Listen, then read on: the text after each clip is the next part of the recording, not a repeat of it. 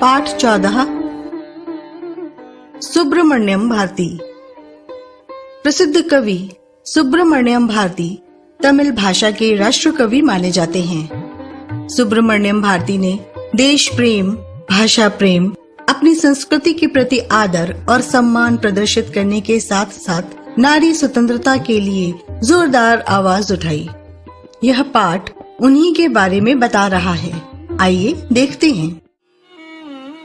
तमिल भाषा के कवियों में सुब्रमण्यम भारती का स्थान बहुत ऊंचा है। उन्होंने अपने समय की आशा अभिलाषा को अपनी ओजस्वी वाणी द्वारा घर घर में पहुंचाया है। वे तमिल भाषा के राष्ट्र कवि माने जाते हैं। तमिल भाषा भाषी ही नहीं, पूरे भारतवासी उनकी रचनाओं को बड़े चाव से पढ़ते हैं।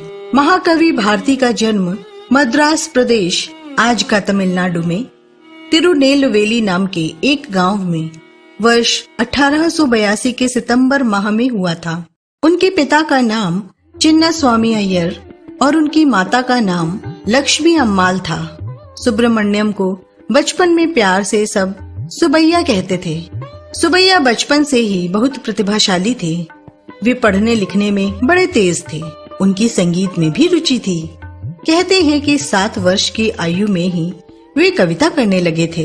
11 वर्ष के होते होते वे अच्छी कविताएं बनाने लगे। उनके साथी कविताएं सुनकर बहुत प्रसन्न होते थे।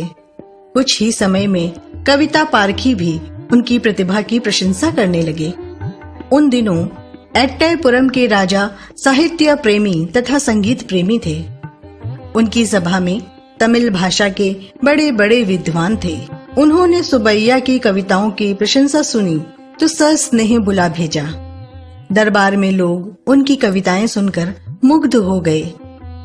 परीक्षा में सुबैया खरे उतरे।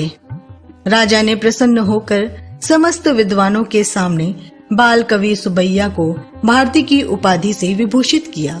भारती उस समय केवल 11 वर्ष के थे। वर्ष 1896 में भारती का विवाह चेल्लम्मा के साथ हुआ। 1 वर्ष बाद ही उनके पिता का स्वर्गवास हो गया। इस असामयिक दुर्घटना से परिवार का भार भारती पर आ पड़ा। एक ओर अध्ययन की चिंता, दूसरी ओर घर गृहस्थी का भार। ऐसी ही परिस्थितियों में वर्ष 1898 में वे काशी चले गए। वहां उन्होंने संस्कृत और हिंदी का गहन अध्ययन किया। वर्ष 1901 में उन्होंने प्रयाग से मैट्रिक की परीक्षा पास की। उस समय तक वे दर्जनों कविताएं रच चुके थे। काशी के जीवन का भारती पर गहरा प्रभाव पड़ा। वहां की तत्कालीन वेशभूषा से प्रभावित होकर उन्होंने धोती पहननी शुरू कर दी और सिर पर पगड़ी बांधने लगे।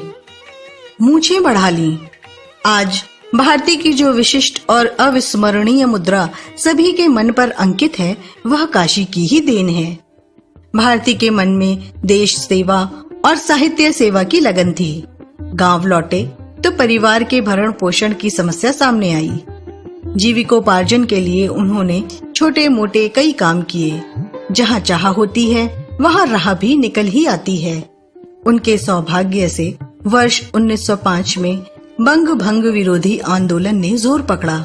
भारती के भावुक हृदय पर इसका गहरा प्रभाव पड़ा। स्वभाव से वे क्रांतिकारी थे ही। अंग्रेजों के द्वारा देशवासियों पर हुए अत्याचारों को देखकर उनका खून खौल उठा और वे पूरे क्रांतिकारी बन गए। उन्होंने बड़ी ओजस्वी कविताएं लिखी। अपने देशवासियों को पराधीनता की बेड़ियां तोड़कर स्वतंत्र होने की प्रेरणा दी। इन्हीं दिनों उनका प्रसिद्ध कविता संग्रह स्वदेश गीत के नाम से प्रकाशित हुआ। अंग्रेजों की सत्ता से स्वतंत्रता प्राप्ति की छटपटाहट उनकी कविताओं में स्पष्ट झलकती है। वर्ष 1907 में वे तमिल भाषा के राष्ट्र कवि के रूप में सम्मानित किए गए। अब सुब्रमण्यम भारती गुलाम भारत में न रह सके। वे पौंडीचेरी चले गए। प्रवास काल की उनकी रचनाओं में कुयल पाट्टू और पांचाली सपदम अधिक प्रसिद्ध हुई। उन्होंने नारी जागरण विषय पर भी अनेक कविताएं रची।